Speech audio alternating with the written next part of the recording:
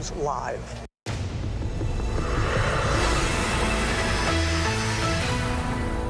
Good evening, everyone. I'm Lindsay Davis. Thank you so much for streaming with us. We're following breaking news at this hour involving former President Trump. If you're just joining us, here's what we know right now. Sources tell ABC News former President Trump has been indicted on at least 7 federal counts. ABC News has confirmed Donald Trump and his lawyers have been told that the former president needs to be in federal court in Miami on Tuesday at 3 p.m. to process on federal charges. This, of course, would be the very first former president ever to be indicted on federal charges.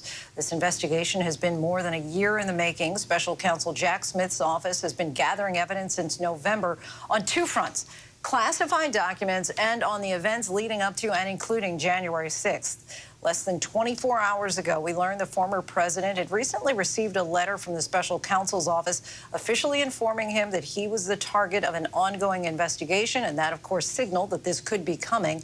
And on Tuesday, we will see what will amount to another unprecedented scene. Trump will be placed under arrest by the same government that he was formally elected to lead.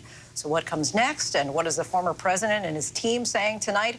Our team is reporting this story out for us, and we begin with our Chief Justice correspondent, Pierre Thomas. Tonight, a federal grand jury has voted to indict Donald Trump in the special counsel's investigation into his handling of classified documents. Prosecutors telling the former president he will be arraigned in Miami on Tuesday. And sources telling ABC News Trump is facing multiple counts, ranging from illegal retention of government documents to conspiracy to obstruction of the government's efforts to retrieve those documents. The indictment marks the first time an American president has faced federal charges. Tonight, Trump reacting on his social media site saying he never thought it possible that such a thing could happen, calling it a dark day. The former president insisting all along he's done nothing wrong. All I know is this: everything I did was right. We have the Presidential Records Act, which I abided by 100%. After leaving the White House, Trump spent months haggling with the National Archives over whether he had in fact returned all government records as required by law. The Justice Department then obtaining a court-ordered subpoena. But when the FBI learned Trump still had sensitive records, despite his team's insistence that they had turned everything over, agents raided his home at Mar-a-Lago, seizing more than 100 classified documents. The shameful raid and break-in of my home, Mar-a-Lago, was a travesty of justice. Trump has argued that he declassified any material that he took from the White House. If you're the President of the United States, you can declassify just by saying it's declassified, even by thinking about it. But Trump's attorneys have offered no specific evidence in court that records were declassified. And prosecutors clearly believe they have evidence that proves otherwise, including Donald Trump on tape allegedly admitting he held on to sensitive material.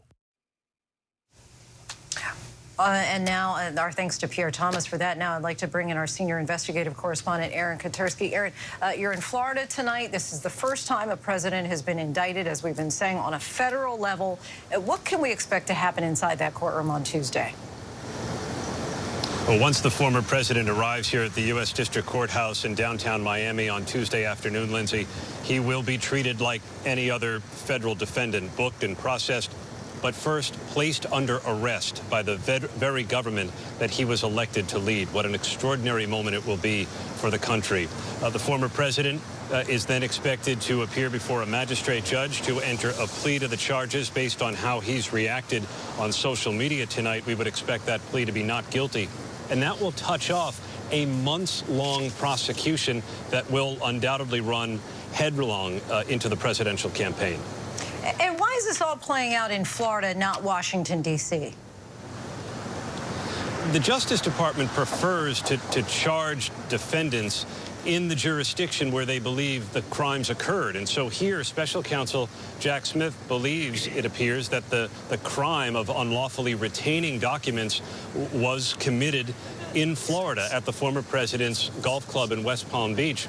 And also the effort potentially to interfere with the government's attempt to retrieve those documents also occurred here in South Florida at the former president's estate. It is also perhaps a sign of confidence, Lindsay, that the special counsel believes he can bring these charges in the former president's backyard. And the Southern District of Florida has a so-called rocket docket status for its speedy proceedings. Explain what that could mean for this case. Well, many of the judges abide by the speedy trial clock, which means that they could start and finish cases in a period of 6 months, which may not sound like very speedy, but for a federal case, it typically takes a year or longer. That could well be to Trump's advantage if he wants to get it over and done with and then on to the campaign. But that's going to be up to the judge, and we don't know what judge would ultimately hear it or what legal tactics the former president might try to employ to get the charges either dismissed or downgraded. And we know from his prior appearances in court, Lindsay, he often tries to delay proceedings against him. Aaron Katursky, our thanks to you. Now I'd like to bring in ABC's John Santucci, who's covered the former president since the start of his 2016 campaign. Thanks so much, John, for joining us. Okay, so just break down what we know as far as specific as we can get as these 7 charges. So we know at least 7 charges are in this indictment. It's been handed up from this grand jury in southern Florida. This is all about documents, the retention of classified information that Donald Trump took to Florida. So we know at least one of those charges specifically references keeping classified information, but it also is a conspiracy. So we don't know if other people are involved in this. I think that's really important, Lindsay. And one thing from talking to folks that have been around the former president for much of today, they are trying to understand right now, is this just Donald Trump? Are there other people that have brought into this? Because we have to remember, they have been focused on a grand jury in Washington, D.C. for the better part of the year. This indictment is out of Florida. We only learned that this grand jury in Florida was active within just the last couple of days. So this is a bit of a mystery at the moment. I can tell you for the moment right now what we know for sure, there is a huddle, all hands on deck in Bedminster, everybody around the former president trying to figure this out. And we know that Trump himself actually said, yes, I have been indicted. He released a statement on his social media platform. What else is he saying? You know, he has said a lot in there. A lot of it is misinformation. But I think the 2 lines that stuck out to me, he has called this a dark day, but he said that he never thought this was possible. Lindsay, I got to tell you something. That one just doesn't pass the truth test. It's something that when we're talking to the former president's aides, advisors, his lawyers, his campaign staff, because obviously he's launched his 3rd campaign, this is the one he knew was coming. And in part because he has watched so many people go into that grand jury in D.C. He watched his longtime spokesperson go into the Florida grand jury just 24 hours ago. But also think about the amount of guests that have been at Mar-a-Lago for the last year. Not guests coming for a party, guests coming to search. The raid, we remember that. We were all on the air together last August seeing federal agents probe all across Mar-a-Lago. But the number of times that we know prosecutors have reached out to Team Trump, we know there's more here. We need to keep hunting. Team Trump even going out and hiring their own firm to go look around Mar-a-Lago, look around underneath the pool where there's a hidden secret closet where he kept some of these documents. And obviously, Lindsay, every time, you can't make it up, they found something. You talked about how they're all huddling at this point at Bedminster. Yeah. Give us a sense if we've heard anything from those who are closest to Trump about just how serious this could be. Extremely serious. Now, we know, obviously not knowing the full details of this indictment, we know from the reporting by Pierre Thomas and our colleagues, this is going to be revealed in a spoken indictment very soon. So there is a little bit of guessing going on at the moment. But, 7 federal counts, they mean business. This is something that is real. And we should note that, obviously Donald Trump and his team have known for some time that this was coming because of the activity with the grand jury, but that target letter, they were told within just the last couple of weeks, you, Donald Trump, you are a target of a criminal investigation. And I can tell you, Lindsay, from talking to folks around the former president, everybody got a little more tense when they learned that. And John, we're out of time, but I just got to say, somebody, you've been covering him since 2016. Any chance that you think that this derails his campaign? 2015. I don't think so. I think that Donald Trump is determined. I think Donald Trump is out there. We've seen them already a campaign message out there to raise money. He's going full throttle. John Santucci, our thanks to you as always. Now I want to bring in ABC News legal contributor Kim Whaley, a professor at the University of Baltimore School of Law. Thank you so much for joining us. ABC News is reporting that sources say there appear to be at least 7 counts here, ranging from the willful retention of national defense information to conspiracy to a scheme to conceal documents to false statements and representations. Explain the significance of these types of charges. So we already have one indictment out of Manhattan. That's local crimes alleged relating to falsifying business records. This has to do with the federal government, potential national security information, the Espionage Act. And so the concern here at a meta level is that he put the security of the United States potentially at risk by taking these documents out of the White House and taking them to Mar-a-Lago and keeping them there. And then there are charges apparently having to do with obstructing the process, not telling the truth to the FBI, not turning over information, hiding it, concealing it, things like that. I think when he talks about the Presidential Records Act, Donald Trump, let's just be clear. After Watergate, Congress passed a law that made clear that these kinds of records don't belong to any one person. They belong to the American people. That's in the Presidential Records Act. And I think that's what Donald Trump just kind of miffed in this moment. ABC News has learned that we can expect a speaking indictment on Tuesday. What exactly does that mean?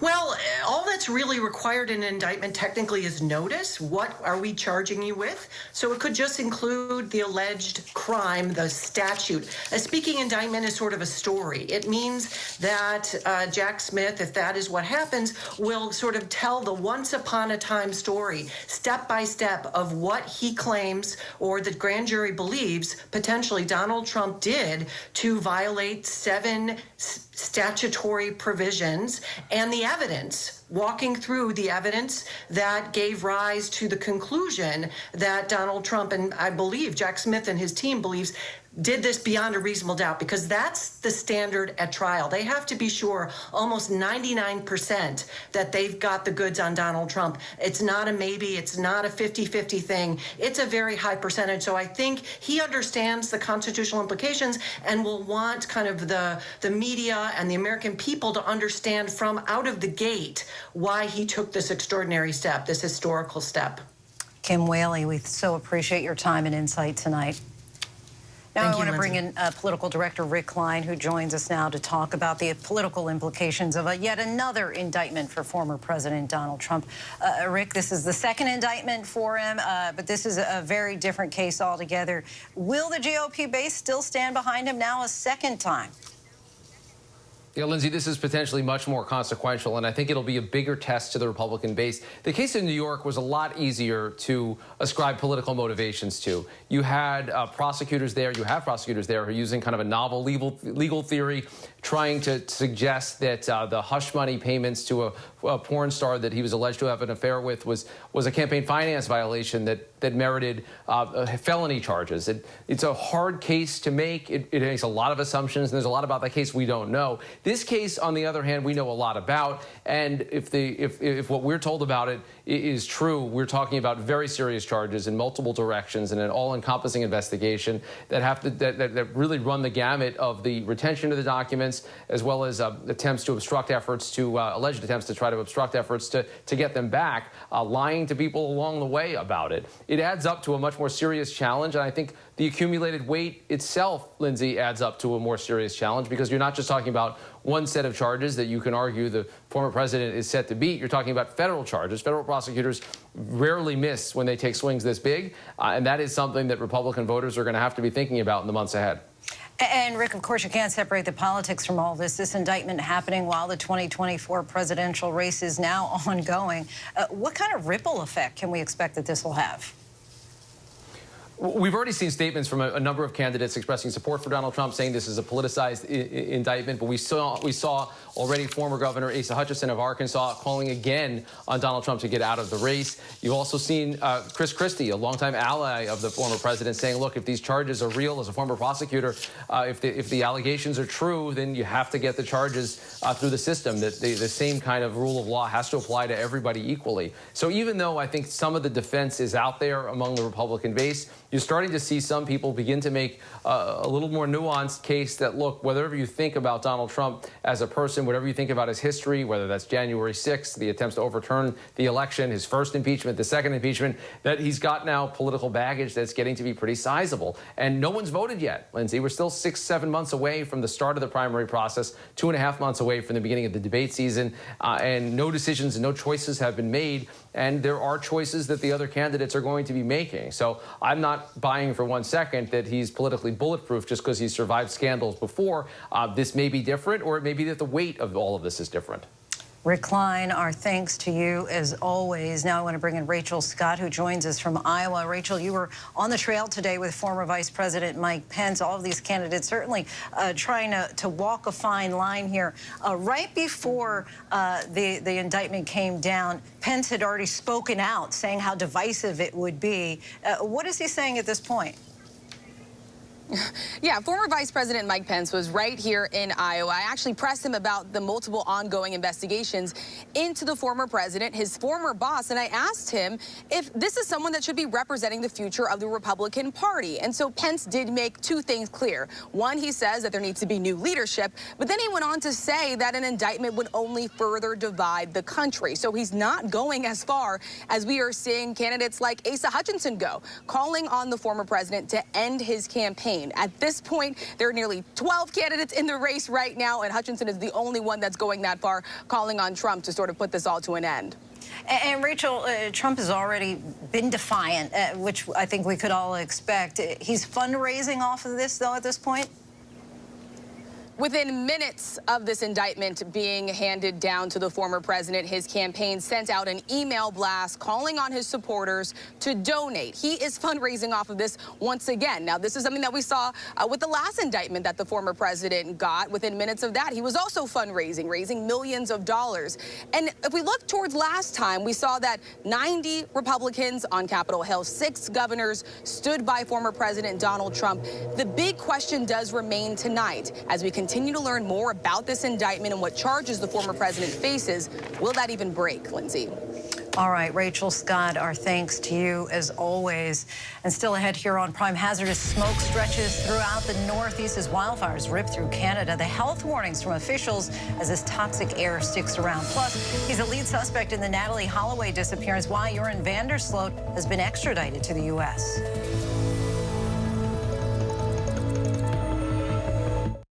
Whenever news breaks, the crush of families here in Poland. Here in Kentucky, no match for the tornado. From Monterey Park, California, on the ground in Ukraine. Reporting from Uvalde, Texas. ABC News Live is right there everywhere. From the scene of that deadly missile strike in Dnipro, Ukraine.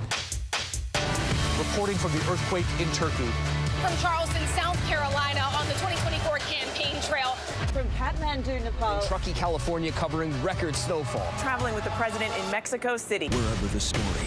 Here at this airport in Tampa, it's already shut down. Reporting from the nurses on the picket line. Reporting from Jerusalem. Here at 10 Downing Street in London. Streaming live to you. Wherever the story is. Wherever the story is. Wherever the story is. We're going to take you there. You're streaming ABC News Live. ABC News Live. You're streaming ABC News Live. ABC News Live. Streaming free everywhere. America's #1 streaming news. With so much happening these days, it's hard to keep up. Things change hour by hour, minute by minute. The historic weather that's now unfolding. The worries on Wall Street. We're bringing you the Right Now. But a nationwide teacher shortage. The Right Now look at the day ahead. An alert this morning for dog owners and the key takeaways from the biggest stories. World News Now and America This Morning, America's #1 early morning news. Today does feel a little different. Early mornings on ABC News Live. All right, here we go. You ready? Let's do it. Yes, it's the show America wants and America needs right now. This is What Would You Do? Let's go. How are you? Yes. So what will you be watching Saturdays on ABC News Live? What would you do? Hey, I guess I just found out. The What Would You Do Marathon, 2 to 6 Eastern, every Saturday on ABC News Live. My favorite show. Reporting from the White House, I'm Terry Moran. Wherever the story is, we'll take you there. You're streaming ABC News Live. Welcome back, everyone. The indictment of the former president is the top story of the night, but we want to bring you some other stories that we're following, including The hazardous air millions across the Northeast continue to breathe in, where that air is now and when it can finally dissipate. Plus, your Aunt Vandersloot, chief suspect in the Natalie Holloway disappearance, arrives in the U.S. from Peru to face extortion and wire fraud charges, what Holloway's family is now saying. And Ukraine mounts a major counteroffensive against Russia in efforts to retake its captured land.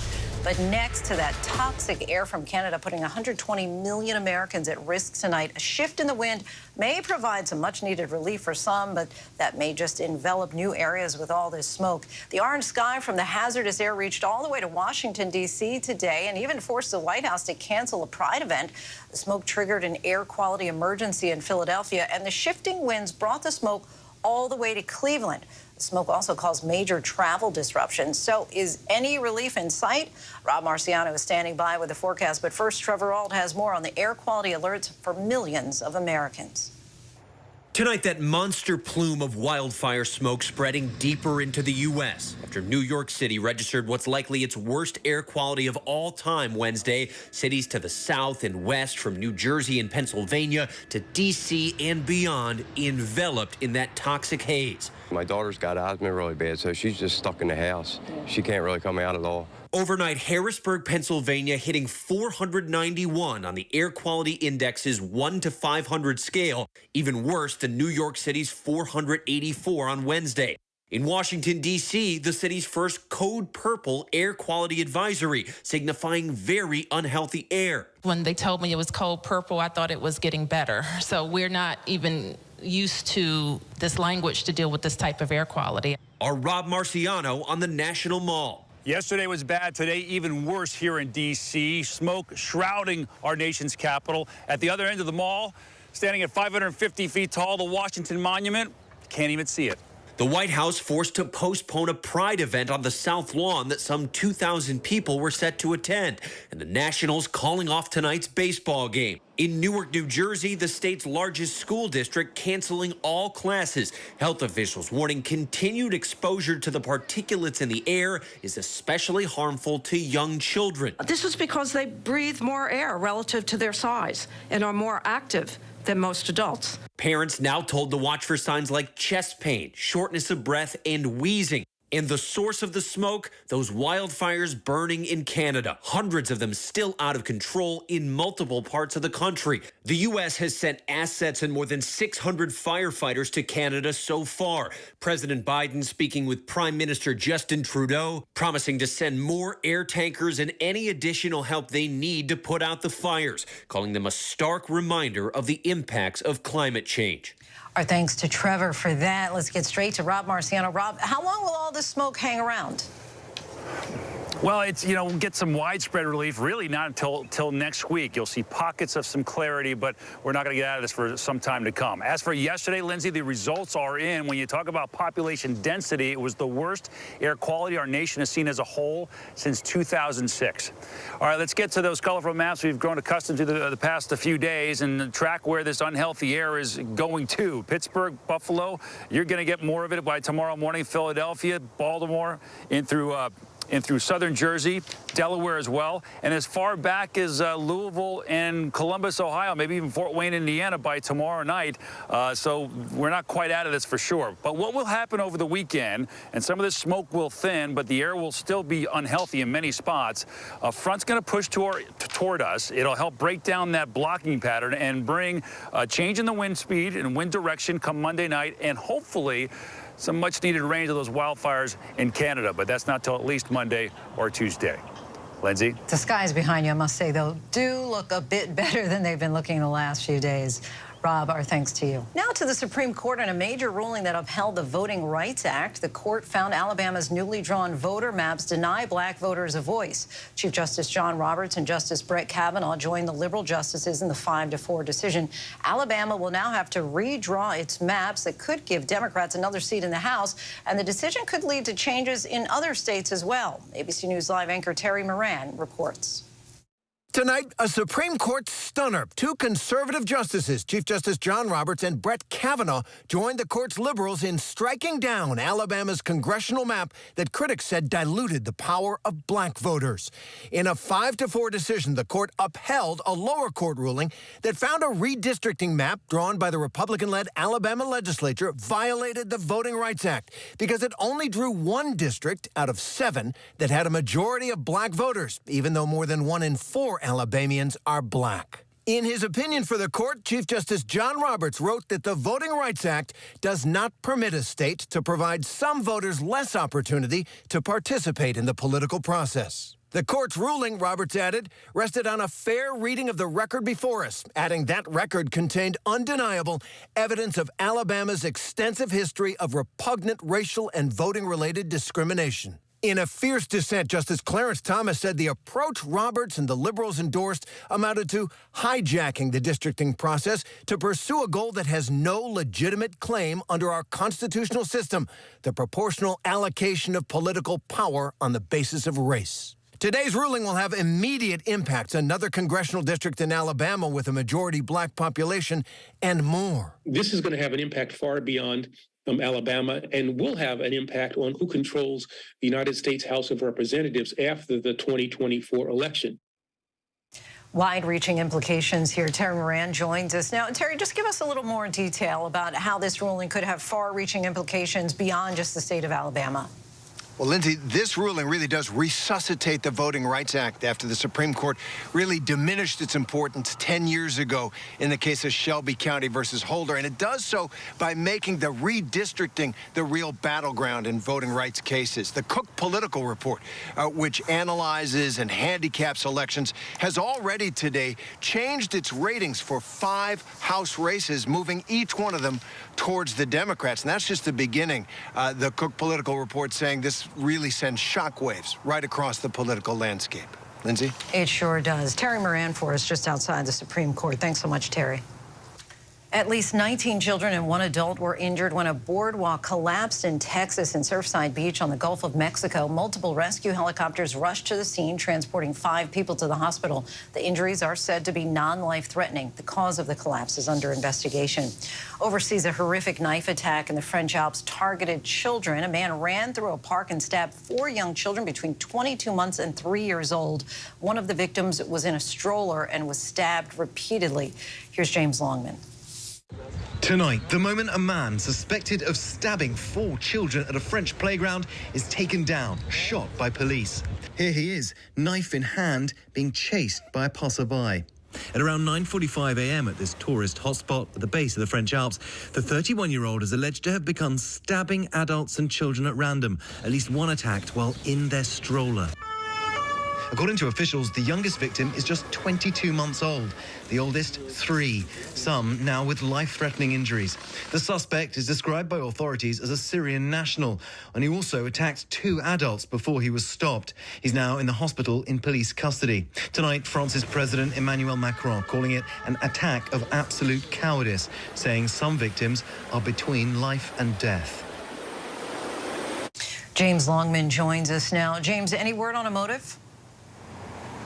No, Lindsay, the motive remains unknown, although it's not thought to be terror-related. This is a man who was known to be homeless. He'd been seen washing in the lake by police, but other than that, hadn't had any run-ins with them. He had an asylum application granted to him in Sweden 10 years ago.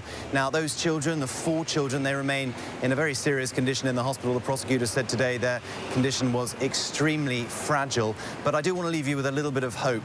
We understand the mayor says that when this attack took place, 6 high school students who were nearby decided to link arms around the children to try to shield them. A bit of light in the darkness. Lindsay? We appreciate that silver lining there. James Longman, our thanks to you. Joran Vandersloot has arrived in the U.S. after his extradition from Peru. He's the prime suspect in the disappearance of Alabama teenager Natalie Holloway 18 years ago. Now here to face charges that he extorted Holloway's mother for $250,000. ABC's Elwin Lopez reports from Birmingham, Alabama. Nearly 2 decades ago, Natalie Holloway vanished on her high school graduation trip in Aruba. And tonight, the main suspect in the Alabama teen's disappearance, Joran Vandersloot, is on American soil, behind bars in Birmingham. he is facing extortion and wire fraud charges for allegedly demanding $250,000 from Holloway's mother. That sum reportedly in exchange for information leading to the teen's body. This morning, Vandersloot handed over to the FBI by authorities in Peru. Back in 2005, authorities say Holloway was last seen driving off with 3 young men, including 17-year-old Vandersloot. He was never charged and has maintained his innocence over the years. Tonight, her mother, Beth, stating in part, "I am overcome with mixed emotions," adding that today she is hopeful that some small semblance of justice may finally be realized. She's certainly been waiting a long time for that. Elwin Lopez joins us now. Elwin, what happens next in this case? Yeah, Lindsay, Vandersloot will be arraigned here tomorrow at this courthouse behind me. He will not be here in the United States for long. He still has to finish his sentence in Peru. But, Lindsay, if he's convicted here, he would have to return to the U.S. in 15 years. Lindsay. Elwin Lopez, our thanks to you. To the Florida neighbor accused of shooting and killing a mother of 4 through her front door, now appearing before a judge. The suspect has been charged with manslaughter and assault and ordered to remain behind bars, with the sheriff's department now listing her as a suicide risk. Here's ABC's Victor Oquendo. Tonight, the woman accused of killing her neighbor, shooting the mother of 4 right through her front door in front of her children, appearing before a Florida judge. Good morning, ma'am. What is your name? Susan Lorenz. Susan Lorenz, seen in a green suicide prevention vest in the Marion County Jail, listed as a suicide risk, according to the sheriff's department. Police say on Friday, Lorenz confronted 35-year-old Ajika A.J. Owens' children for playing in this field near her residence.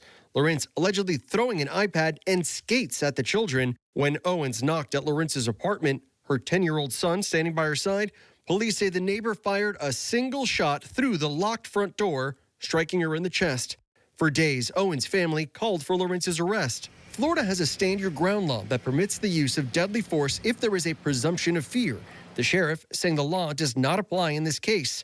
Lorenz charged with manslaughter. This situation is a prime example of when it was not justified. It was simply a killing. Neighbors say this isn't the first time she's argued with children. She's got history. She was the one who started everything in the first place. And Lorenz will be held behind bars pending a bond hearing. If convicted, she could face up to 30 years in prison. Lindsay? Victor, thank you.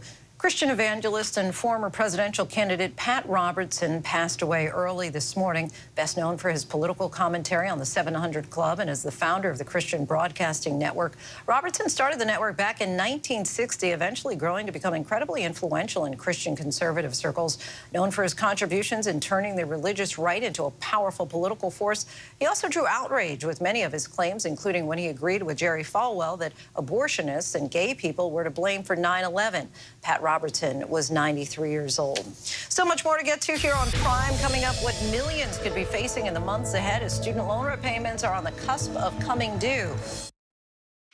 With so much at stake, so much on the line, more Americans turn here than any other newscast. ABC News World News Tonight with David Muir, America's #1 most watched newscast across all of television. When I got sent to Idaho to cover the murders of 4 college students, it was a story that didn't make any sense. 4 students stabbed to death in their beds while 2 roommates were home. You gotta think to yourself, okay, who's the target and how many people would a man go through to get to his target? I'm Kana Whitworth with ABC News. This is the story of savage murders, a determined small-town police force, and a scholar of crime. This is The King Road Killings, a new podcast from ABC Audio. Listen now wherever you get your podcasts. From America's #1 news comes the all-new ABC News app. Breaking news, incredible video, faster, smarter, and customizable to your interests. If you love being in the know, you're gonna love this. Experience the all-new ABC News app. Download it now. This is where the newsmakers come first in the morning to be heard. America's #1 morning show. How would your mom feel about your relationship with your brother now? I can't imagine what it feels like to go from $20 billion to $100,000. Yeah. Are you worried about going to jail? You write that you had low-grade depression. How'd you get out of that? Wherever the story, ABC's Good Morning America is right there. I came out of jail with a plan. I was going to put every piece of energy I had into music. Give it up for Jelly Roll! If I wasn't a musician, I'd be dead. This was my best bet to really have an impact. I'll cry with you. Who would have thought I could help people? I needed help, you know? I still need help. Somebody save me. I love you. With so much happening these days, it's hard to keep up. Things change hour by hour, minute by minute. The historic weather that's now unfolding. The worries on Wall Street. We're bringing you the Right Now. With a nationwide teacher shortage. The Right Now look at the day ahead. An alert this morning for dog owners and the key takeaways from the biggest stories. World News Now and America This Morning, America's #1 early morning news. Today does feel a little different. Early mornings on ABC News Live. When I got sent to Idaho to cover the murders of 4 college students, it was a story that didn't make any sense. 4 students stabbed to death in their beds while 2 roommates were home. You gotta think to yourself, okay, who's the target and how many people would a man go through to get to his target? I'm Kana Whitworth with ABC News. This is the story of savage murders, a determined small-town police force, and a scholar of crime. This is the King Road Killings, a new podcast from ABC Audio. Listen now wherever you get your podcasts. You're watching America's #1 streaming news, ABC News Live. Breaking news, exclusives, live reporting. Keep streaming with ABC News Live. Reporting from the earthquake in Turkey, I'm David Muir. Wherever the story, we'll take you there. You're streaming ABC News Live. Welcome back, everyone. Millions of Americans have gotten a big break from paying back their student loans during the pandemic emergency, but that's about to end soon. So what could it all mean?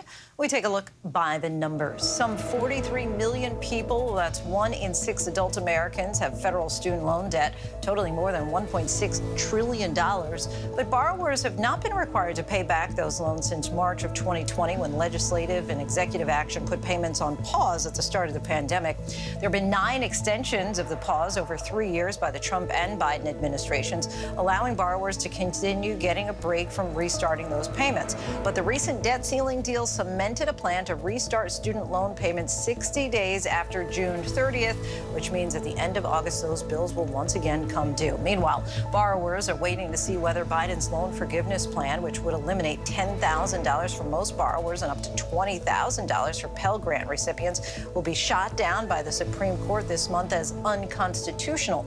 Some 26 million borrowers applied for the cancellation program, according to the White House.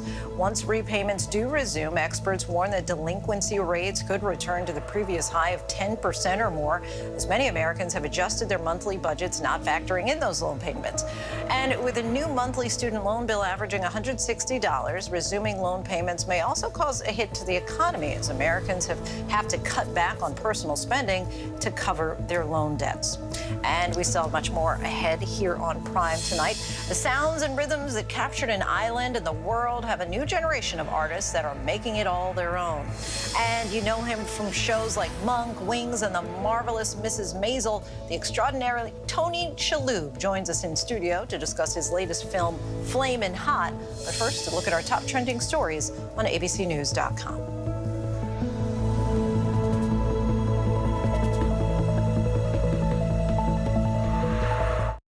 You never know what you're going to get on this show. That's all I'm going to tell you. Yes, Whoopi! Is this mic on? Can you hear me out there? Behind the scenes is always a better show. Absolutely, absolutely. That's what people don't see during the commercial break. Right, they don't. What happened? I had no idea really what I was getting myself into. That day that we walked out, I treasure that day. I couldn't sit there. You're doing good, Joy. You're doing good. Oh, yeah, baby. It was crazy. Behind the Table. Listen wherever you get your podcasts. All right, here we go. You ready? Let's do it. Yes, it's the show America wants and America needs right now. This is What Would You Do? Let's go. How are you? Can I hug you? Yes. So what will you be watching Saturdays on ABC News Live? What would you do? Hey, I guess I just found out. The What Would You Do Marathon, 2 to 6 Eastern, every Saturday on ABC News Live. My favorite show. What does it take to be America's #1 news? It takes asking the straightforward, tough questions. Do you believe that Donald Trump should ever be president again? How would your mom feel about your relationship with your brother now? I can't imagine what it feels like to go from $20 billion to $100,000. Yeah. Are you worried about going to jail? You write that you had low-grade depression. How'd you get out of that?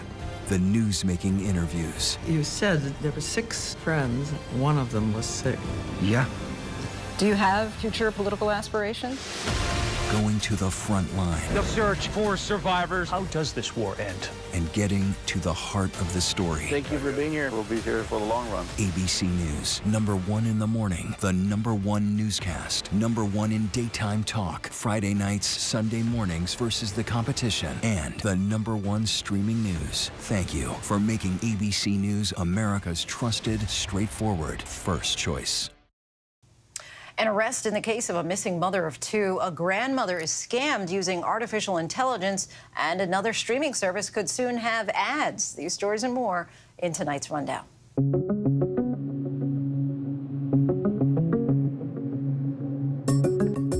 Police confirm they found the body of a missing mother in Winona, Minnesota. Authorities discovered the human remains of Madeline Kingsbury along Highway 43 yesterday afternoon. Hours later, police arresting Adam Fravel, her ex-boyfriend and father of her 2 children. She was last seen with him, dropping off their children at daycare on March 31st. He has denied having anything to do with her disappearance. California's governor is proposing a 28th Amendment to the U.S. Constitution addressing gun violence. Governor Gavin Newsom argues his plan for a 28th Amendment would take a stand against gun violence and a lack of action by Congress. It would raise the minimum age to buy a gun to 21 nationwide, implement universal background checks, establish a waiting period to buy a gun, and prevent civilian access to what the governor calls assault weapons. 2/3 of states would have to call for the proposal in order for it to be considered. It's an idea that will be a non-starter in many Republican-run states. You're watching a California grandmother hand over thousands of dollars after falling victim to a scam. 89-year-old Shirley got a call last week and saw her grandson's name on the caller ID. She picked up and heard a voice that she says sounded exactly like him, saying that he'd been in an accident. And he said, "Grandma, I broke my nose." The person on the line handed the phone to a person Shirley was told was her grandson's attorney, who told her her grandson had been arrested for hitting another car and injuring a pregnant woman. Was, of course, very shook up. That person telling Shirley if she paid more than $9,000 in cash, the charges would be dropped. Shirley went to the bank and got the cash and is seen on this video handing it over. Moments later, she received another call saying the pregnant woman's baby had died and that the charges were now more serious. I was hysterical almost. I cried. This lady had lost a baby and that my grandson was going to be charged with murder. The person on the line demanding an additional $5,000, which she also handed over. Shirley not realizing she was being fooled until she finally called her grandson. Having fun is not worth the cost of life. Srini Alaparthy and his family were out on the Florida Keys last summer enjoying a parasailing excursion they'd found online when the weather quickly deteriorated and their adventure took a tragic turn. The parasail caught in wind gusts of up to 30 miles per hour, pulling the boat off course. When the boat's crew could not reel in the parasail, the captain made the decision to cut it loose. The 3 passengers plummeting, the parasail dragging them for miles before hitting a bridge. Srini's wife Supraja was killed, their 10-year-old son and 7-year-old nephew badly injured. In September, the boat's captain, Daniel Couch, was charged with manslaughter and multiple boating violations. He's pleaded not guilty. Alaparthy has filed a lawsuit against him, his colleague, the boat company, and the marina. Actress Shannon Doherty revealing the breast cancer she was first diagnosed with in 2015 has now spread to her brain. In an emotional message posted on Instagram, the 90210 and Charm star taking fans behind the scenes of radiation treatment, which initially took place in January, writing, "The first round of radiation took place. My fear is obvious. I am extremely claustrophobic, and there is a lot going on in my life." Famous friends and former colleagues responding with their support. Actress Sarah Michelle Gellar writing, "You are a warrior." Selma Blair, who has faced her own health struggles with MS, writing, "I am wishing for all the wise peace you have learned to find you in the terror moments. to know we are holding you. Amazon is reportedly ready to introduce ads to its Prime Video service, reportedly looking to generate more revenue from entertainment. It's unclear how much an ad-supported plan would cost or if it would affect Amazon Prime members. Known for his performances in Monk, Wings, and The Marvelous Mrs. Maisel, Tony Shalhoub is now starring in a new film called Flamin' Hot about the man, the myth, the legend, Richard Montañez, who channeled his upbringing and says that he turned the iconic Flamin' Hot Cheeto snack into a global phenomenon. Let's take a look. We all write our own stories. Where is Richard? I'd like to speak to him. I'm here. This time, that's me, the Mero Mero, Mr. Richard Montañez. I'm the guy who helped bring the world the most popular snack it's ever seen. Are you ready? A huevo. I've been ready. Thank you so much for joining us. Thanks for having me. This looks like a fun one. Okay, so you play Roger, who challenges Richard's ideas here. What attracted you to this role? Well, you know, it's really kind of you know, a guy who starts out from very modest beginnings, makes good, very persistent. It's a sort of an immigrant story. You know, this character of Richard Montañez is a Mexican from a Mexican community in California. And my character, Roger Enrico, who was really the head of PepsiCo, that owned Frito-Lay, he too actually came from modest beginnings, was from a small town in Minnesota, and you know, became this very, very powerful figure in the corporate world. And he took Richard Montañez's ideas and supported him and turned it into this huge success. So I don't know, there's something about that, the whole kind of up from the bootstraps, right, makes good, American dream story that appealed to me. Very entertaining script, very inspiring and very funny. And directed by Eva Longoria. What was that like to work with her? Amazing. Her first movie, her directorial debut. Right. And, you know, I came into the project, I think my filming was in the last week, and it was a well-oiled machine. The crew, the cast were devoted to her and would have done anything for her. And I just found her just so on top of the situation, really prepared with a real vision, but also giving us freedom to kind of, you know, to play and to discover as we were filming. Now, had you ever had a Flaming Hot Cheeto before the movie? Oh, absolutely. You're a fan? I love spicy foods in general, and I do like Flaming Hot Cheetos. But it was fun. My character plays this guy who he gets sent samples of it and gets to taste it, you know, for the first time, and you know, it was sort of interesting having a kind of game-changing experience for this character. By the way, just want to, for the record, not my real hair. Okay? Oh, is that okay, obvious? all or right. I think that's fairly I thought it looked like a wig. It was the hair that I really, I always dreamed of having, but never I did love get. your curls, actually. Oh, thank you. So let's go to your character, Abe, from The Marvelous Mrs. Maisel. Are you surprised how it concluded for him? Well, not really. I mean, the writers always surprised us and never disappointed us. But Abe's whole arc over the 5 seasons was it was incredible. You know, from where he started as a father, as a professional, you know, a math professor at Columbia, to where he ended up in his relationship with his wife, in his relationship with his children. You know, as a man moving from out of the 50s into the 60s, in that whole cultural shift, it was a very satisfying ending for all the characters, but for me especially, working on Abe. Real hair in that one. Absolutely real hair and real mustache most of the time. Last time you were here, you talked about how people were discussing maybe a reboot of Monk. Any update for fans? We just wrapped, actually. We did a one-off, a film for streaming for Peacock. Okay. We just finished filming, and it's you know, going to be a 90-minute, 100-minute film. And it's revisiting this character after 14 years, because that's how long it's been since we wrapped the series. But it's revisiting this character, you know, with COVID in the mix, and how that impacted him and the world around him. Now, SAG-AFTRA just voted to authorize a strike if negotiations don't go their way. Can you share with us how you voted there? I absolutely supported, the ratification. I just, you know, the WGA is out now. The DGA is coming up. I think they're in negotiations as we speak, and SAG-AFTRA is coming up soon. So, you know, it doesn't mean we're going to strike, of course, but it does give our fearless leaders, you know, a little more clout as they're going into these talks. So we're keeping our fingers crossed and hope everybody does the right thing. We are all keeping our fingers crossed. We thank you so much for coming by. Really appreciate having you. We want our viewers to know that you can watch Flamin' Hot on Hulu and Disney Plus on June 9th.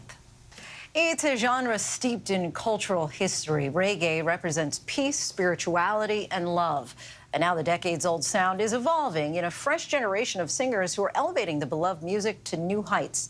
Our Mona Kosarabdi sat down with the stars of the new school of reggae and dancehall to talk about launching reggae and dancehall into the respect they deserve. Born in the vibrant island of Jamaica is a genre that captivates the soul with its rhythm and profound messages. Thanks to iconic artists like Bob Marley, a sound that transcends borders, spreading its vibes worldwide with songs like Get Up, Stand Up. Get up, stand up. Stand up for your rights. Serving as a powerful voice for change, advocating for love, peace, and equality, inspiring other talented musicians to follow the path, creating what's being called a new school. Meet the queen of dancehall, Spice. Winding her ways to the infectious beats bound to the sound she helped create and shape. Born Grace Hamilton, the proud Jamaican artist grew up on the music of reggae and dancehall icons. My father, he was a Rasta. He used to play like a lot of Bob Marley songs, a lot of Professor Nutt songs. That's where I discovered music. And I used to sing them. I used to love the way I was sound. And he's like, "You're gonna be a star. Sing for me, my daughter." The influence of reggae began in the late 1960s and was first introduced by the band Toots and the Matals by their hit single, Do the Reggae. Artists like Peter Tosh and Bunny Wailer propelled reggae further. The music is rooted in Rastafarianism, an Afrocentric religion that advocated for Pan-Africanist ideologies. Black History Month and Reggae Month are both in February. So we usually celebrate them during that month because the emancipator Frederick Douglass and Abraham Lincoln, you know, their birthdays were during that month. And Bob Marley's birthday was during that month, which is why Reggae Month was established. Black History Month and Reggae Month being the same month now is no coincidence. I think that this is the music for Black people, this is the music for oppressed people, and this is the music of unity. Not only is reggae a form of protest music contesting against the British colonialism that has operated on the island for centuries, it also emphasizes spirituality, a theme crooned by this generation's reggae singers like Chronix, Coffee, and Lila Ike. Brown girl from the ghetto, ear might a retro. Grounded by faith, Lila Ike's stage name comes from Nigeria, Ike Chukwu, meaning power of God. I really started to connect with reggae music on like a deeper level when I started reading about, Rastafari and the history of it. It was like the first piece of music that felt like me, being a Black Jamaican girl and, reggae music being birthed out of this country and our whole heritage and everything. So I think this new age of reggae is just us borrowing influences with a really great and beautiful foundation that was set by, our forefathers in music. To be taken for a ride. Reggae's laid-back and more relaxed sound differs from the bouncy rhythms of dancehall. Dancehall was birthed from reggae music. It's just a faster paced rhythm, a more high-tempo, more aggressive sound, and reggae music is more soothing, more cultural. It's a very bold, expressive kind of music. Dancehall, you can identify dancehall separate from reggae by our language, the patois.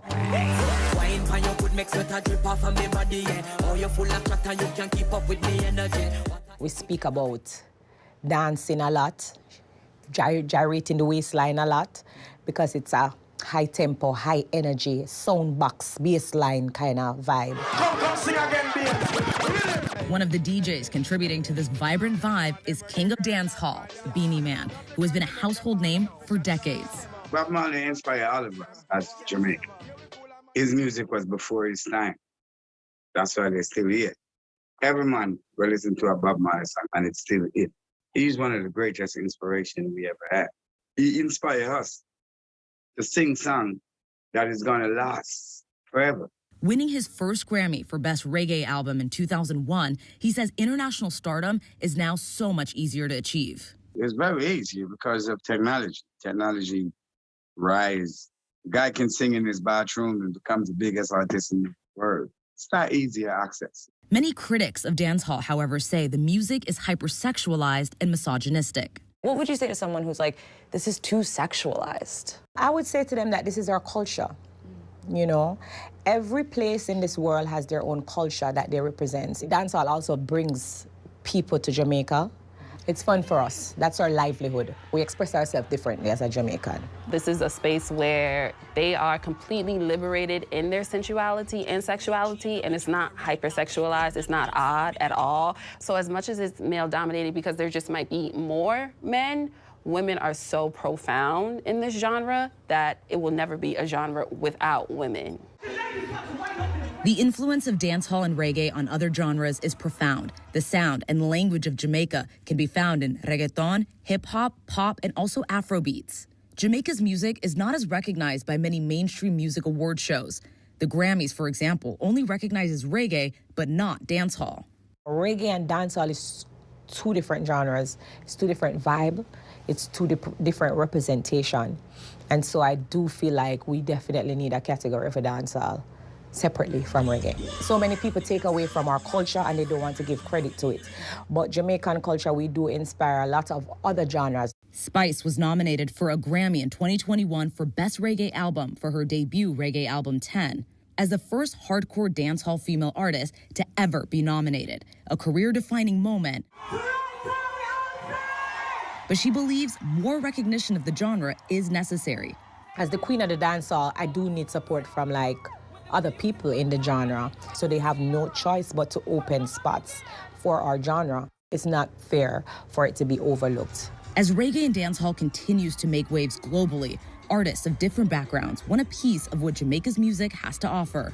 Black culture is popular culture, and so definitely it's penetrated the top 100 more times than we can speak, whether it was credited or not, whether it was from the beat or the soul or the slang or the sayings that different artists like Drake or Rihanna or Ed Sheeran use, or Justin Bieber. It's there, it's always been there, and it's always going to be there. For Spice, as she tours around the world, she'll always carry the sound and culture of Jamaica with her. How do you have such powerful impact from a tiny island? Prayer and work conquers all.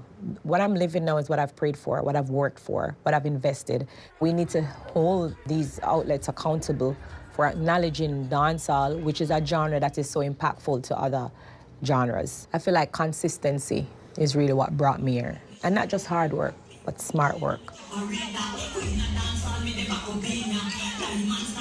Our thanks to Mona for that. And that is our show for this hour. I'm Lindsay Davis. Stay tuned to ABC News Live for more context and analysis of the day's top stories.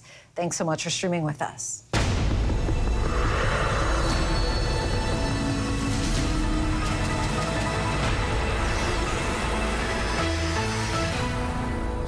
Coming up in the next hour, we'll bring you the very latest reporting on former President Donald Trump and the special counsel's investigation into his handling of classified documents and what the latest Supreme Court decision means for millions of voters across the country. It's all coming up. Stay with us. This is ABC News Live Prime. Thanks so much for streaming with us. Live reporting, breaking news, exclusives, award-winning, powerful, eye-opening. ABC News Live Prime with Lindsay Davis. Streaming weeknights.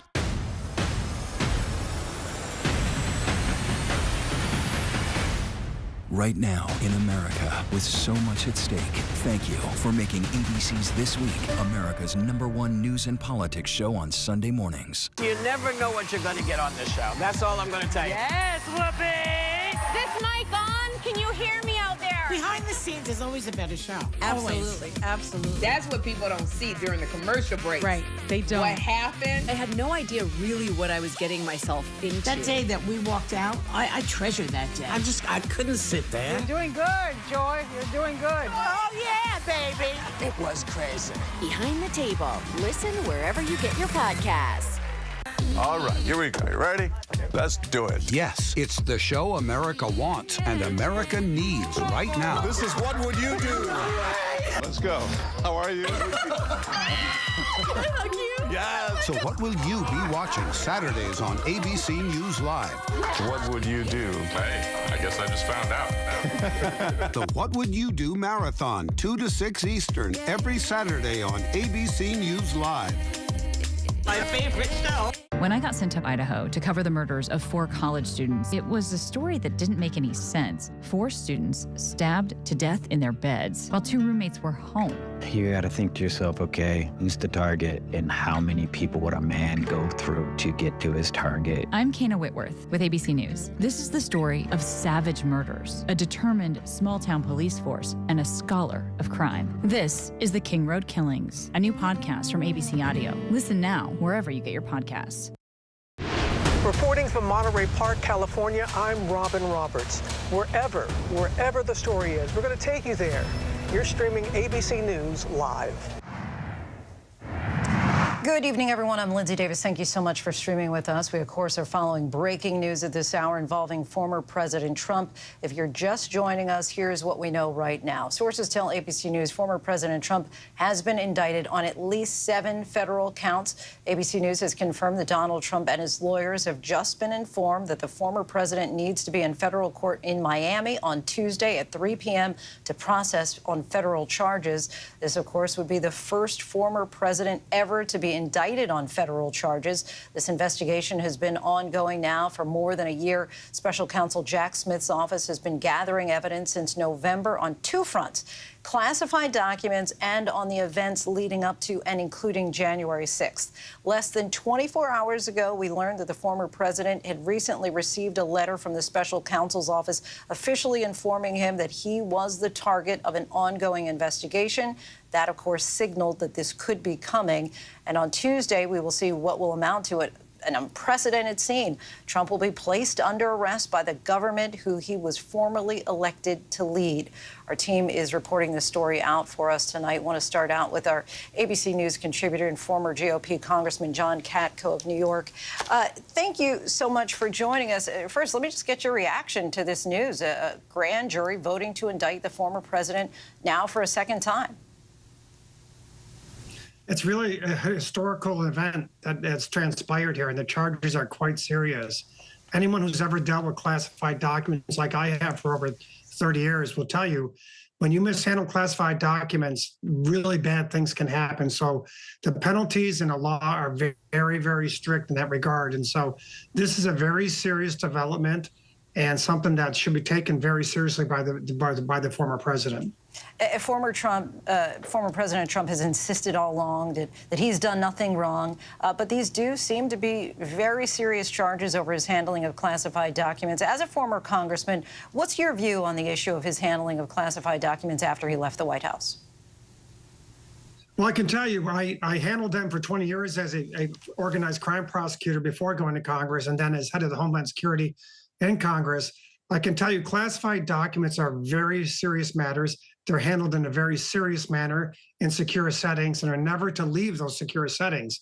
So this is his handling of those documents on its face. I can tell you from a prosecutor's point of view, the fact that they found so many documents at his home and the way in which they found them clearly outside a classified setting in and of itself makes the case extremely strong against the president, the former president. So to me, this is he has a very big hill to climb to overcome these charges, because I'm not sure what his defense can be to that.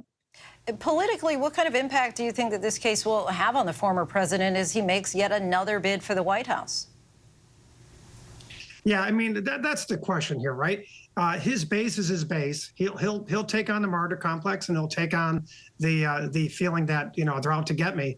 But, your base is your base. But when they're starting to be presented with all this information and all this conduct, whether they agree with the methods of the charges or not, sooner or later they start making a value decision. And so this absolutely will not help him going forward. The question is whether it's going to hurt him. With his hardcore base, probably not. Those on the fringes of his base, it may impact that, and it could be a very serious impact for him in a negative way.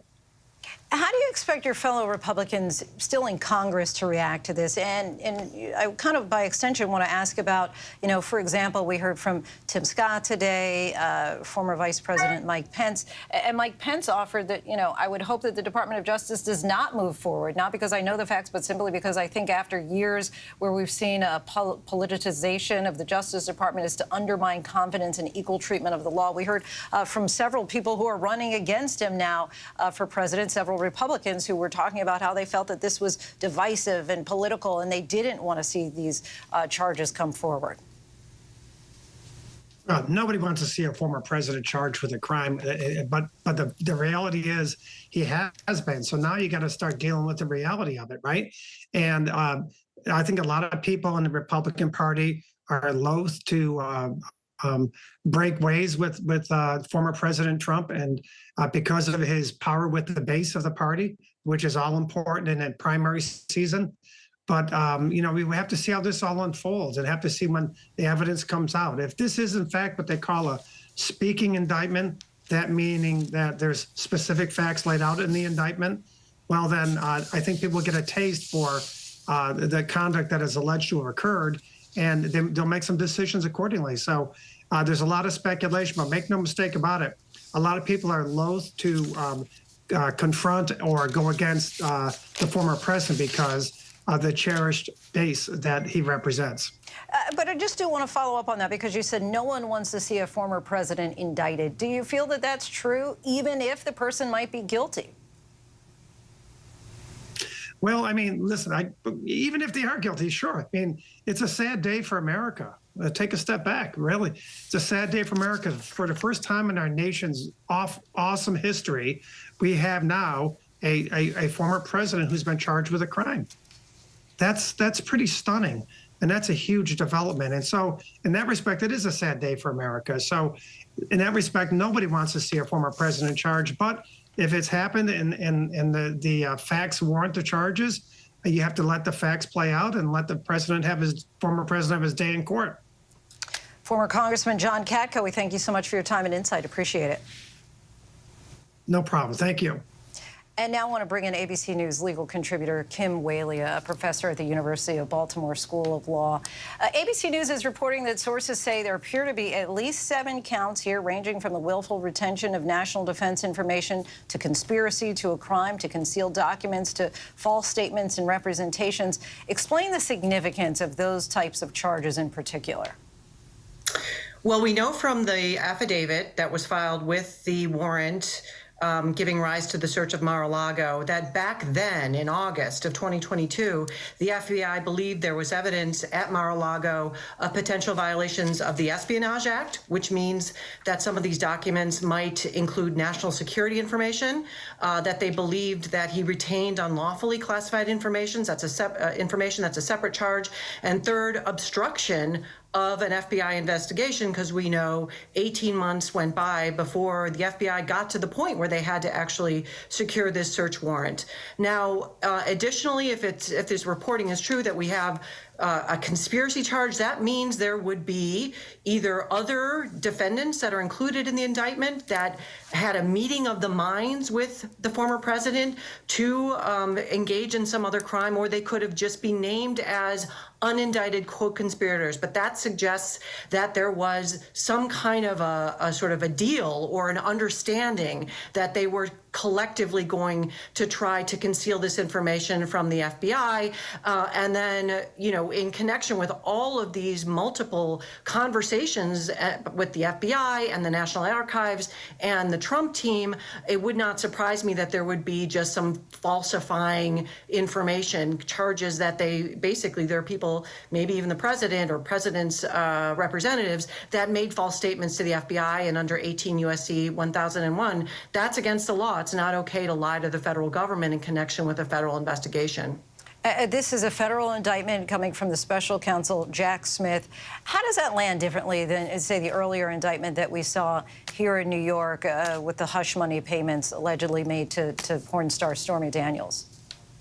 Well, I think the big issue really from a constitutional standpoint is when in the timeline did Donald Trump no longer serve as the president of the United States?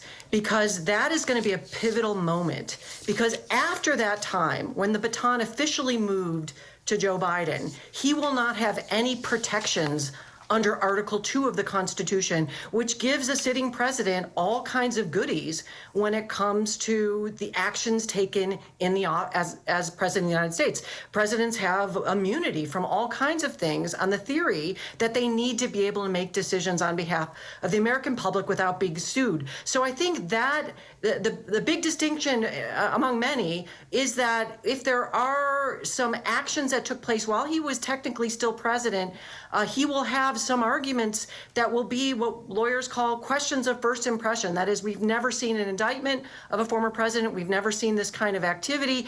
And those are the kinds of things that could delay a trial and end up, frankly, before the United States Supreme Court to decide where are the boundaries of conduct and misconduct within the White House. And I think that's really what we all need to keep in mind here. Whatever happens in this case is essentially either green lighting or putting up some stop signs for future presidents, whether that be Donald Trump, who's the presumptive nominee for the Republican Party, a Democrat, or presidents in 10, 20, 30 years for our children and grandchildren. This is a moment where the Constitution is really being sharpened for the American people. Kim Whaley, we thank you so much for your time. Really appreciate it. And now I want to bring in our senior investigative correspondent, Aaron Katersky. Aaron, you're there in Florida tonight. This is the first time, as we've been saying, a president has been indicted on a federal level. First, just want to go back again, that distinction, the federal indictment versus the prior indictment that we saw here in Manhattan. Just give us a sense of how this is kind of leveled up, so to speak.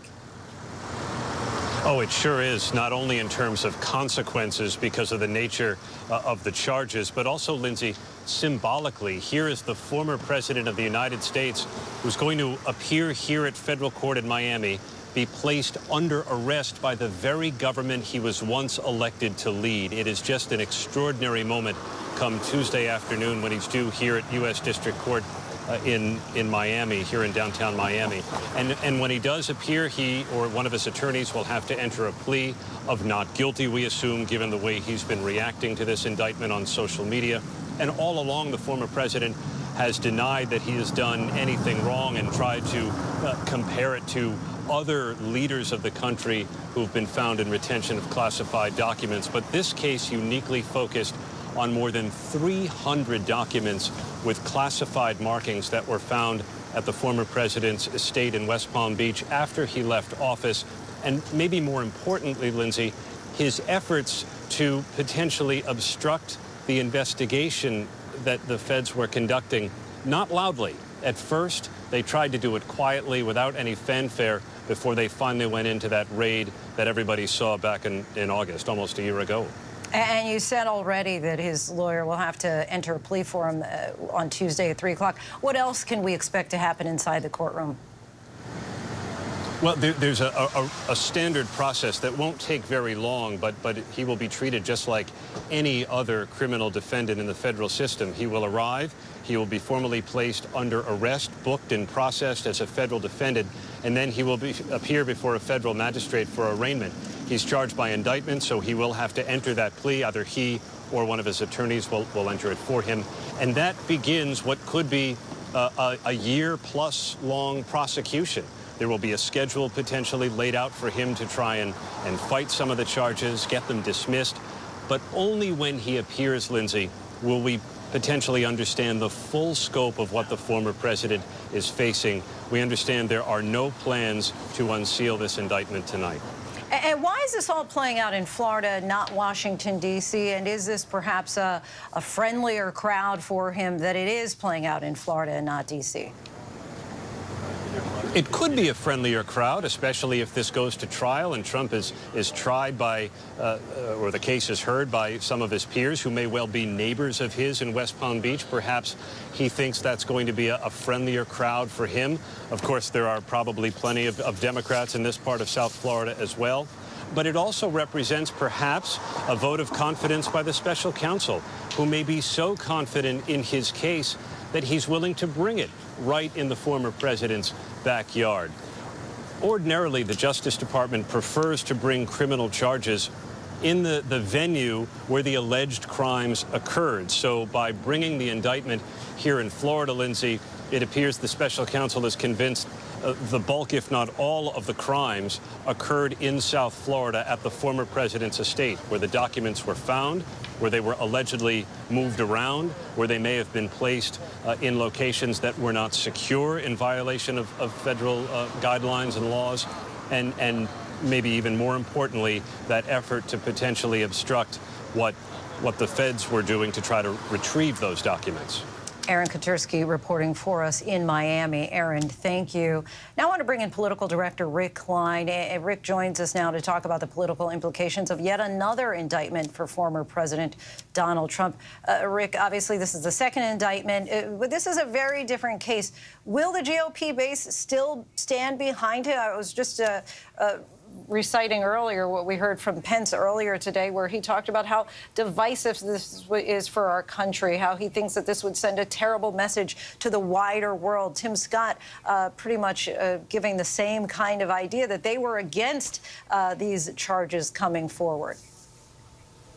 Yeah, and Vivek Ramaswamy put out a statement just moments ago saying that he would pardon Donald Trump, another presidential candidate jumping into the fray on this. One of the outliers on this has been former Governor Asa Hutchinson. He says that the RNC should even go so far as to change its own rules to clarify that you don't have to pledge to support someone who might be indicted. We also heard tonight from former Governor Chris Christie of New Jersey, who says that these are clearly serious charges. He's looking at this and saying if the prosecutors feel like it was a case to bring, that has to be respected. But the point that you raise, Lindsay, is a very relevant one right now. We are already in the midst of a very active presidential campaign that will only heat up in the months to come as court dates and further information comes out about now 2 different sets of criminal charges and counting. We still are waiting on potential other charges out of the district attorney down in Georgia. But we know that the information out there is already starting to weigh on Donald Trump. Whether it weighs on voters the same way becomes the larger question politically.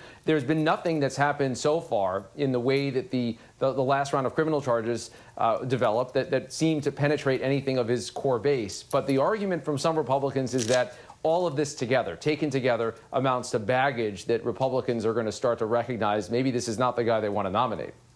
And of course, we can't separate the politics from all this. This indictment happening, as we were just saying, while the 2024 presidential race is happening. What kind of ripple effect will this have? We know you've been talking about how there's nothing other than, you have to be born in the United States and a certain age. You could become president, but you could be charged, convicted, and in a jail cell, really, and still run for president. Truly, Lindsay, there's nothing in the federal law, there's nothing in the Constitution that says that you can't run, even while under indictment, even if you were to be convicted, and even if you were to be imprisoned, to get a couple of steps ahead of ourselves here. But it is hard as a practical matter to mount a defense at the same time as you're mounting a campaign. There's going to be court appearances now, potentially in 2 different states, maybe even a 3rd state that he would have to keep, presumably, to keep the engine of justice going. And of course, the legal bills and the distraction around it would all be playing out at the same time. I think what I'm going to have my eye on from here is how some of these other candidates start to craft their message on this, because you saw most of the candidates, basically all of the candidates, easily dismiss the New York charges as political rhetoric. They thought they were well beyond what should be brought by a prosecutor. But as details come out of this case, if this case is anywhere near as rock solid as prosecutors seem to think it is, and talking to our analysts about it, then this is going to be very hard to defend on its merits. And I think politically speaking, it's going to potentially give some voters some pause about this. It's going to be up to Republican voters who they want to nominate. But the question that's going to be raised by Chris Christie and as well as Mike Pence and other candidates is this the kind of candidate you want? If he stands accused of these things and what that means for his governance, what it means for his electability, all of that becomes real and relevant. Rick Klein, our thanks to you as always. Still much more to get to tonight. The former president of the United States and frontrunner for the Republican nomination in the 2024 election, becoming the first former commander-in-chief to be federally indicted. We'll be right back. Whenever news breaks, the crush of families here in Poland. Here in Kentucky, no match for the tornado. From Monterey Park, California, on the ground in Ukraine. Reporting from Uvalde, Texas. ABC News Live is right there everywhere. From the scene of that deadly missile strike in Dnipro, Ukraine. Reporting from the earthquake in Turkey. From Charleston, South Carolina, on the 2024 campaign trail. From Kathmandu, Nepal. In Truckee, California, covering record snowfall. Traveling with the president in Mexico City. Wherever the story. Here at this airport in Tampa, it's already shut down. Reporting from the nurses on the picket line. Reporting from Jerusalem. Here at 10 Downing Street in London. Streaming live to you. Wherever the story is. Wherever the story is. Wherever the story is. We're going to take you there. You're streaming ABC News Live. ABC News Live. You're streaming ABC News Live. ABC News Live. Streaming free everywhere. America's #1 streaming news.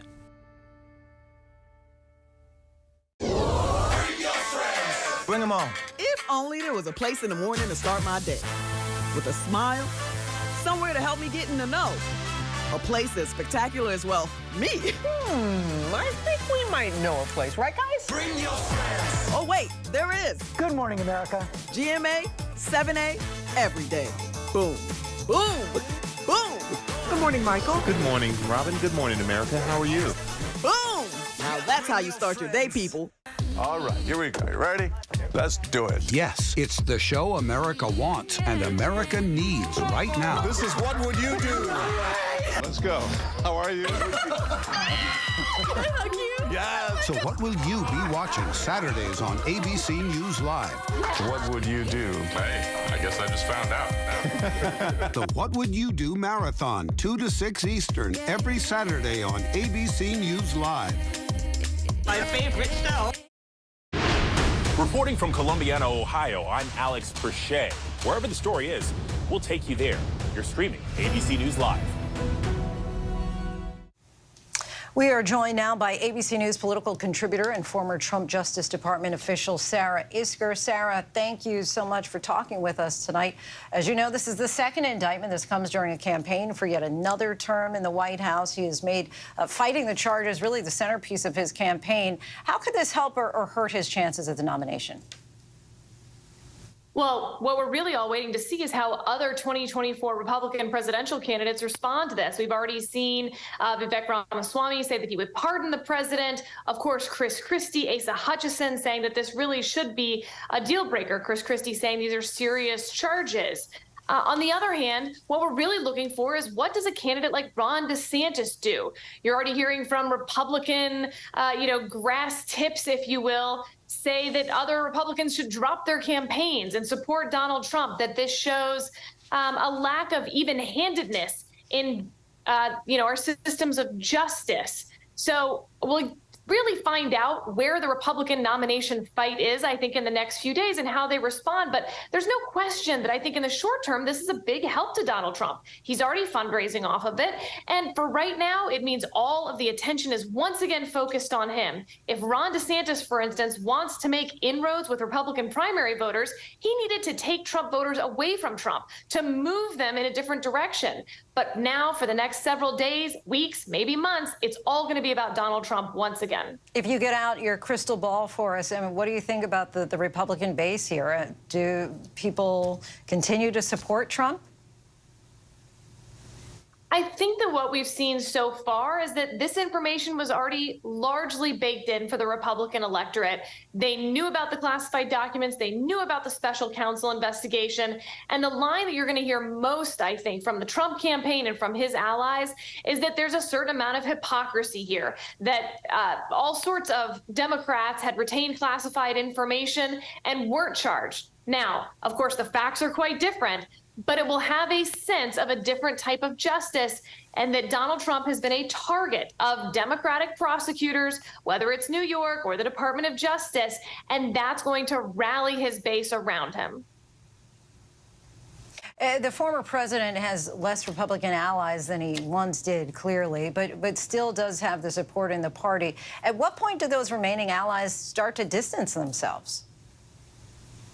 We certainly haven't seen it yet. Again, I'm very curious how the other Republican candidates will respond to this.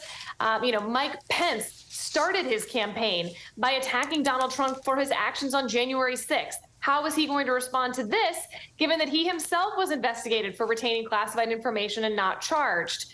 How will Ron DeSantis, currently the frontrunner of the rest of the Republican field, respond to this? Nikki Haley, Tim Scott.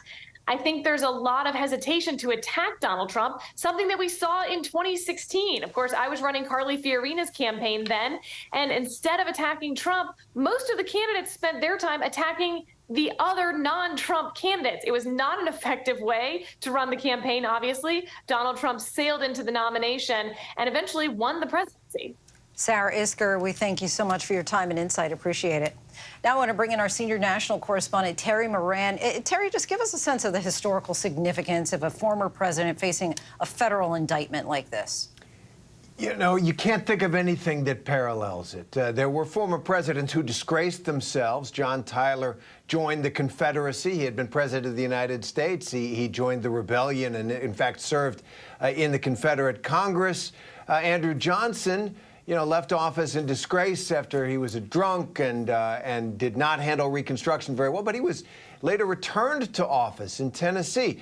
So you can't think of another president, with the sole exception of Richard Nixon, who was pardoned by his successor, Gerald Ford, for any crimes that he would have committed during the Watergate scandal. And Ford did it to, he said, spare the country the trauma of the trial of a former president.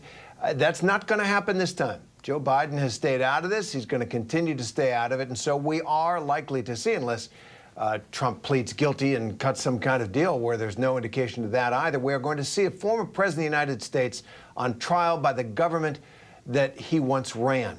And there is no precedent for that. But there's one thing that really abides in American politics, and that's change. It's not 2016 anymore. It's not 2020 anymore. The American people have a remarkable ability to self-correct, to absorb new circumstances, and decides what is best for them and their families in the moment and for tomorrow. We're a tomorrow country. There'll be millions and millions of people who will, go to the nth degree to defend Donald Trump, but there'll be millions more who say, what else is out there? That's just in the American character. So we have this extraordinary and unprecedented trial, and it will all depend, really, how it goes politically on how it goes legally. Not just a conviction or an acquittal or whatever happens, but how the justice system operates. Polls show that Americans are losing trust in the courts. This is a moment for the courts to demonstrate they can do something, even this extraordinary and unprecedented, in a way that people can trust. Put this in perspective as far as the different weight of a special counsel making a federal prosecution like this versus what we've seen in the New York indictment with the allegations of the hush money paid to the porn star Stormy Daniels. Well, Jack Smith isn't elected. He was appointed because he is a veteran prosecutor in national security affairs. Alvin Bragg ran for office in part by signaling to New York voters that he would go after Donald Trump. That indictment, really, and that legal process bears the burden of that taint, that political taint that he ran for office, essentially promising a criminal prosecution. Jack Smith, I don't know if anybody's noticed, he hasn't said a word. He hasn't said a thing publicly. He's just gone about his business, and now his work product is coming before us. The indictment of the former president. And he is known as a prosecutor who gets his ducks in a row, who amasses his evidence. You do not want to be at the receiving end of a Jack Smith indictment, of a federal indictment in general. And so this is going to be really a test for the federal process, but for the courts at large. And Jack Smith has started it off in as clean a way as he could. A secret process, and now the indictment. And Jack Smith doesn't have to say a word. Certainly the indictment speaks for itself. Terry Moran, our thanks to you as always. And that is our show for tonight. I'm Lindsay Davis. ABC News Live is here for you all night with the latest news, context, and analysis. You can always find us on Hulu, Roku, the ABC News app, and of course on abcnews.com.